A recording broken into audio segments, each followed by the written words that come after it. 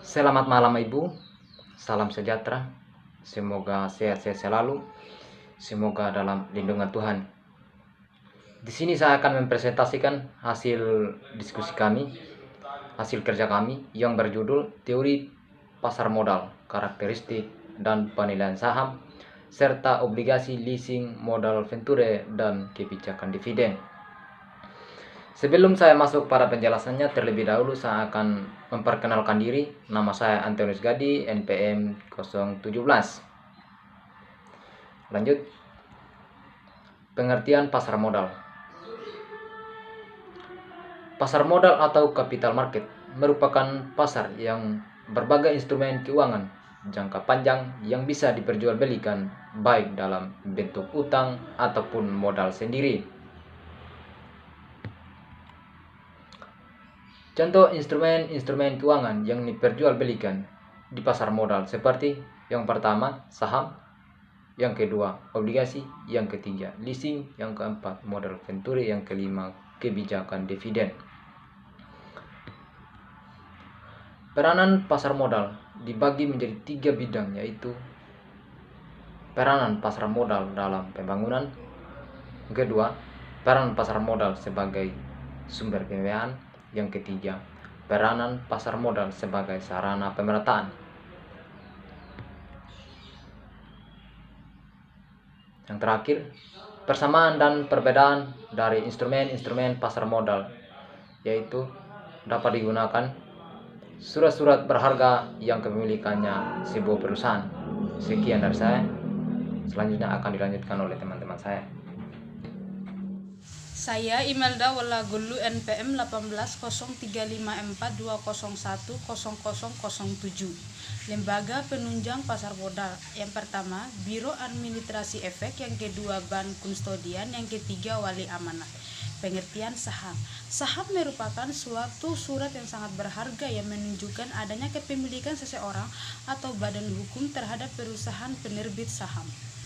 Berdasarkan Undang-Undang Perseorangan Terbatas, terdapat beberapa jenis modal saham, diantaranya modal dasar, modal ditempatkan, dan modal disetor.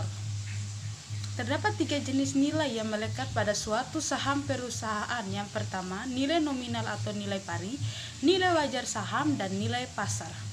Pengertian obligasi. Obligasi merupakan instrumen atau surat berharga yang menunjukkan bahwa penerbit obligasi meminjamkan sejumlah dana kepada masyarakat dan memiliki kewajiban untuk membayar bunga secara berkala dan kewajiban melunasi pokok utang pada waktu yang telah ditentukan kepada pihak pembeli obligasi tersebut.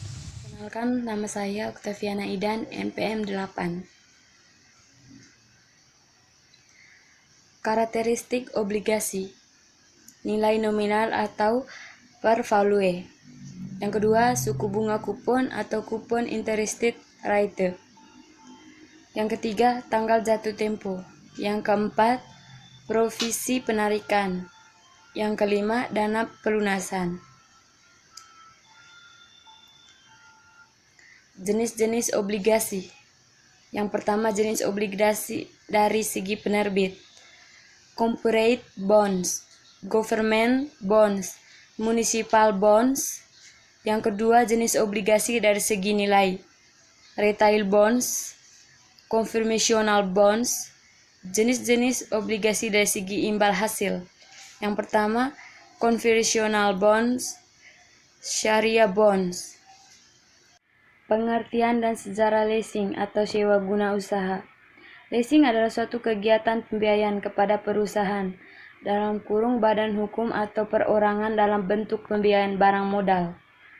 Sejarah leasing sewa guna usaha. Sejarah perkembangan sewa guna usaha atau leasing modern menurut Tom Charles dimulai sekitar tahun 1850 pada saat tercatatnya perusahaan pertama yang menyewakan kereta api di Amerika Serikat. The Bell Telephone Company mulai memberikan layanan penyewaan telepon kepada para pelanggannya melalui pembayaran secara cicilan pada tahun 1877. Sementara di tahun 1952, perusahaan leasing di San Francisco mendatangi perusahaan-perusahaan penghasil barang atau menawarkan jasa penjualan secara leasing. Terima kasih. Perkenalkan, nama lengkap saya Martinus Nono, NPM 0014, kelas 4A Agribisnis. Saya akan melanjutkan presentasi dari teman saya. Lembaga pembiayaan menurut ketentuan ini dimungkinkan untuk melakukan salah satu dari kegiatan pembiayaan seperti sewa guna usaha, modal venture, ajak piutang, pembiayaan konsumen, kartu kredit. Pengertian modal venture. Modal venture adalah suatu bentuk pembiayaan oleh perusahaan modal venture kepada bahan usaha atau perusahaan kecil yang berupa penyataan modal untuk jangka waktu sementara, balas jasa yang didapat oleh perusahaan. Modal venture ini adalah bagi hasil jika perusahaan yang dibiayai atau perusahaan pasangan usaha. Mekanisme dan tujuan modal venture.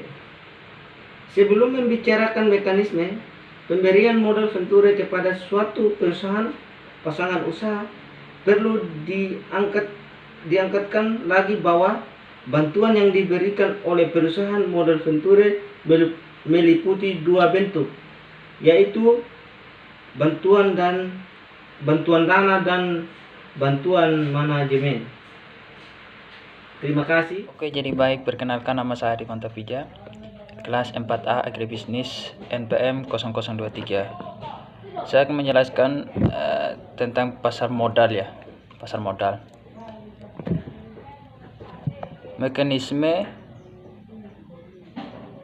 dan tujuan modal venture. Sebelum membicarakan mekanisme pemberian modal venture kepada suatu perusahaan pasangan usaha, perlu diingatkan lagi bahwa bantuan yang diberikan oleh perusahaan modal venture meliputi dua bentuk, yaitu bantuan dana dan bantuan manajemen. Ada 5 bantuan.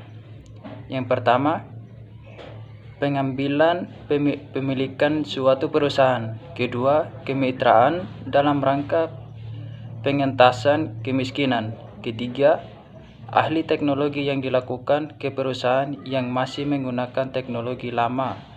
Keempat, membantu perusahaan yang sedang kekurangan likuiditas.